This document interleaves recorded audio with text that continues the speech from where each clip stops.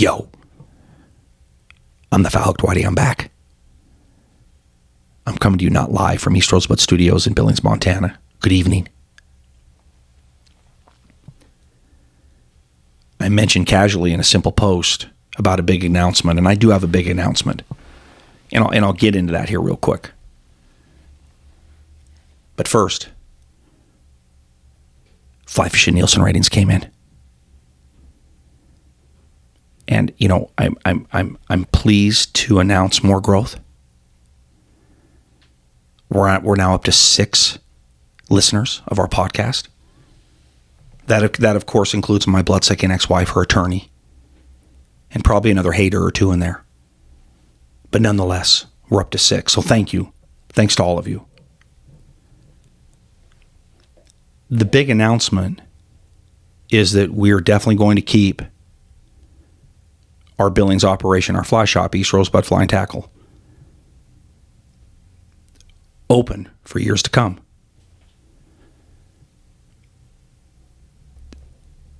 It wasn't any type of weird thing that we were going to not be here, then be here, and all that. It just kind of came to fruition here in the last week where I was able to gain a partnership with someone that is understanding to how important this shop is to the greater fly fishing community. And it is. I've learned that, through the last few months, the last 4 months of holy fuck, it feels like I've been in a straight up time machine, back and forth, not knowing what tomorrow's going to bring, and this has just kind of made a tough year better and hopeful. And what the most exciting part of it for me is that my path in terms of my role in this company is set. I'm in Thermopolis. And that's where I'm going to be. And I would never be able to keep my Billings store open, my flagship, without the loyalty, dedication, and skill of my assistant, Cameron Cross.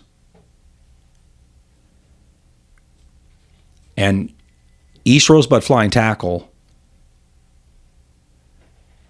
when I'm done, is going to be Cameron Cross's. He's been my understudy for almost a decade in this industry. He has more knowledge, skill in game as a fly angler than anybody I know. And I'm going to say that one more time. Anybody I know.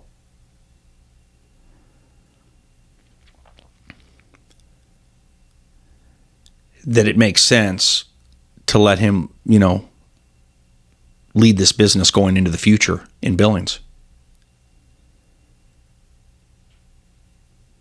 Cameron is going to cover my store for 5 days a week, and I'll be here for a couple at least.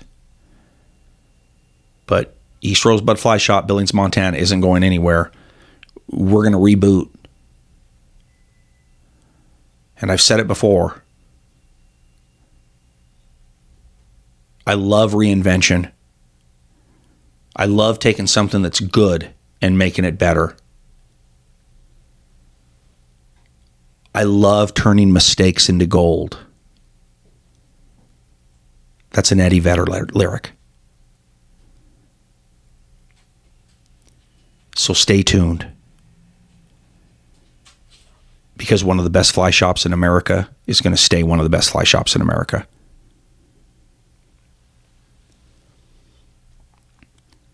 What I want to rant about today is the underbelly of the shuttle business in fly fishing. Why do I call it the underbelly? Because think about it. We go into a fly shop, or we call somebody on a phone, or we put in some information on a website, a shuttle website, and we pay. And from that moment on, we are risking,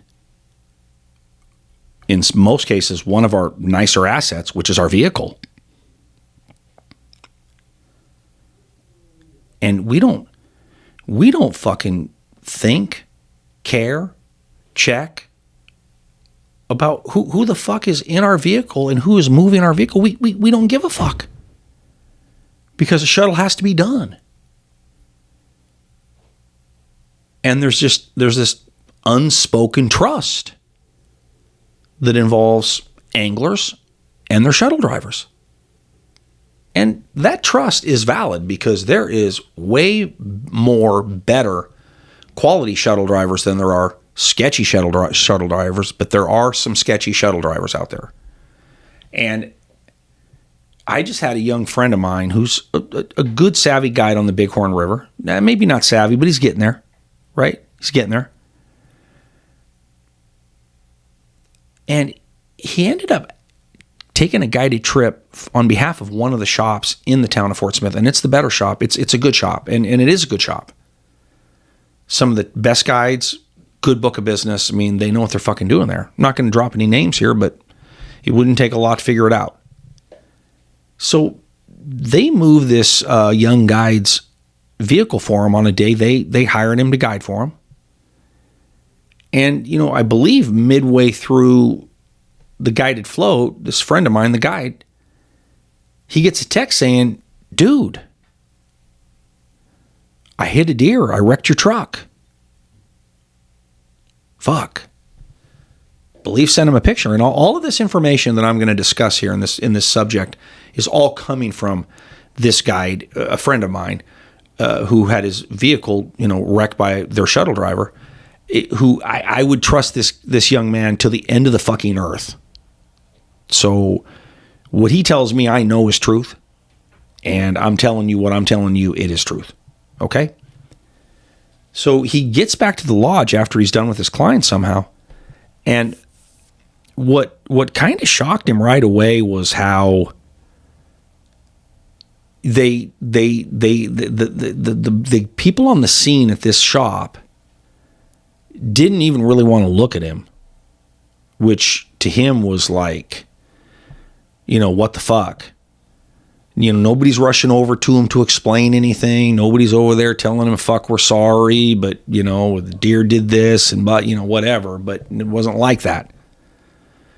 It was more like, deal with your insurance company, tough shit. And that just, that brings, that's big to me because that stinks. That stinks. You know, I mean, I don't know if anybody can really tell anybody where the legal line is when it comes to somebody driving your vehicle when it comes to a shuttle. You know, for example, if you don't have full coverage, and if on your policy it says we're not covering shit if somebody else is driving your vehicle, you know, what? That could mean that the shuttle driver, who has no insurance, possibly, is basically driving this asset of yours and ready to fucking, you know, make you lose money because of a fucking, you know, a phone call she has to click on or a text she has to return, or, I mean, you know, the deer runs right out in front of him. In other words, I mean, shit happens, but it's like, where's the fault? Where's the liability? Is it solely with the driver and their insurance company? I mean, that's the intelligent way to think about it, right? Because I mean, let's talk about it. I mean, who is your shuttle driver? I mean, down in Thermopolis, there's a lady that does, like, she's known in town as the shuttle driver, and she's a quality shuttle driver, right? And if there is any requirement of her, I'm sure she has it, right? She does this professionally. She's very good at it. I know a married couple out of Fort Smith that have a very, very successful shuttle business. They take it seriously because it's hard fucking work. But nonetheless, I'm sitting there thinking to myself, you know, my vehicle gets shuttled and it gets crashed. That's all on me. So, you know, a little bit of definition, I think, industry-wide when it comes to the culpability of what a lot of times is a stranger moving your fucking vehicle. You know, I mean, how many strangers would you let move your vehicle? Like none. And it happens in the shuttle business.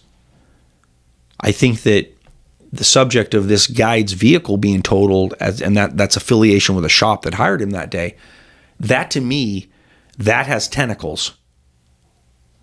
That has legs. That has questions. And the reason that it has questions is because it involves somebody being paid to do work for you, whether they're an employee or a subcontractor, whatever. And part of that arrangement professionally is somebody moving your vehicle. And then that comes down to, what's the business relationship with somebody moving your vehicle? You're paying them to move your employees, your subcontractors, the public's vehicle. Who's on the hook there for bad behavior driving?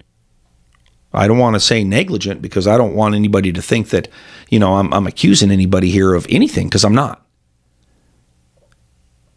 When the Foul Hooked Whitey accuses, you know it.